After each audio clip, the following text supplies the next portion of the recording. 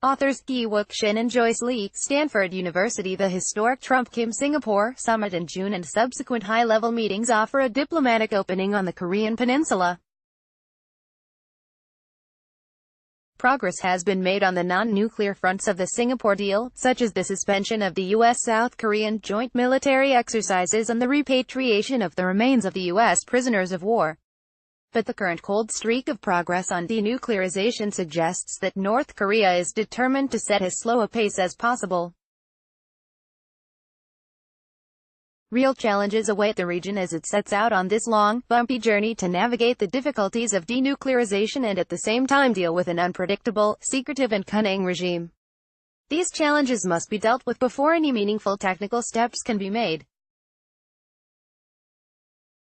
U.S. demands for rapid denuclearization and its obsession with the complete, verifiable and irreversible denuclearization (CVID) of North Korea do not offer much hope for progress.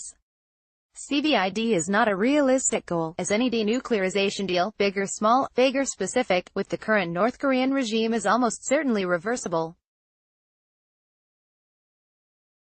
With too much focus on CVID, there is a risk that recent productive developments will be scrapped, in the same way that previous flashes of hope have quickly dimmed. The most pressing goal with North Korea is obviously denuclearization, but any efforts towards this goal should be in accord with a bigger, more comprehensive picture, that is, to transform the North Korean regime into a denuclearized normal state. The objective of the United States and its allies should not be to defeat the regime but rather to help it build normal relations with the outside world and to secure its future as a normal state.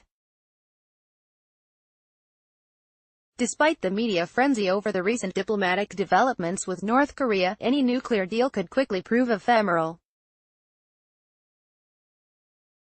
Even if U.S. President Donald Trump had struck a grand deal on CVID with North Korean leader Kim Jong-un in Singapore, what is the real value of such a deal when Kim, or Trump himself, could scrap it at his convenience?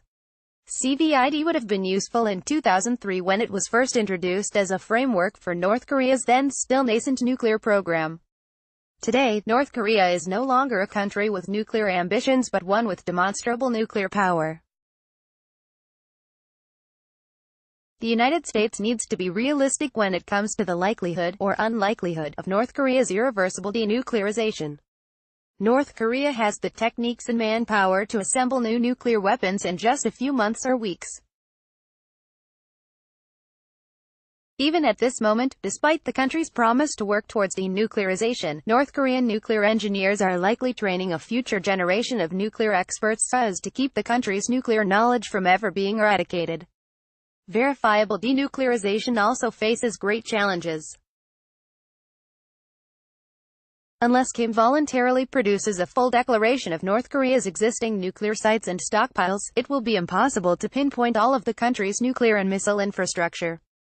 Even with international or U.S. inspectors free to roam the country itself, an unlikely prospect, locating each and every uranium enrichment facility and hidden mobile missile launcher is simply not feasible. In the wake of the Singapore summit, North Korea may already be attempting to deceive the United States about the extent of its nuclear arsenal and infrastructure. Kim's vigorous summit diplomacy in the first half of 2018 greatly changed political dynamics in the region. He first reached out to South Korea and took advantage of the progressive Moon government, which was desperate to improve inter-Korean relations and reduce tensions on the peninsula in time for the Winter Olympics. With Seoul's backing, Kim secured a date for the then unthinkable summit with Trump and avoided the imminent threat of war. Then, leveraging on the summit with the United States, Kim skillfully drew China closer to his side by holding 3 meetings with Chinese leader Xi Jinping. Kim garnered support for his strategy towards the United States and at the same time demonstrated to Washington that China had his back.